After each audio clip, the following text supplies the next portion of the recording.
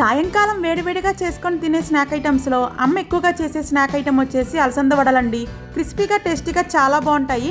ఊరగాయ పచ్చడితో తిన్నా కూడా సూపర్ టేస్టీగా ఉంటాయి. ముందుగా ఒక గ్లాస్ వరకు అలసందలు తీసుకొని ఒక గిన్నెలోకి వేసేసుకొని మునిగేదాకా నీళ్లు పోసేసి ఒక 2 సార్లు శుభ్రంగా కడిగేసి తీసుకోండి. ఇప్పుడు ఇవి మునిగేదాకా నీళ్లు పోసుకొని ఒక 6-7 గంటల వరకు నానబెట్టుకుంటే అలసందలు అనేవి బాగా నానిపోతాయండి. వీటిని మనం మెత్తని పేస్ట్ లాగా మిక్సీ పట్టించుకోవాలి.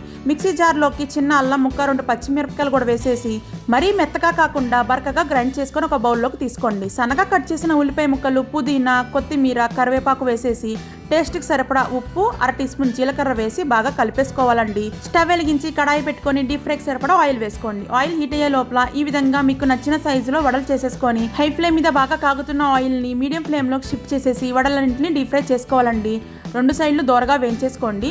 గోల్డెన్ బ్రౌన్ కలర్ వచ్చాక వీటిని టిష్యూ ఉన్న ప్లేట్లోకి అయితే తీసేసుకోండి. అంతే, ఎంతో టేస్టీ అండ్ హెల్తీ అయిన అలసంద వడలు రెడీ. మీకు నచ్చిన చట్నీతో, సాస్తో డిప్ చేసుకొని తింటే చాలా బాగుంటాయండోయ్.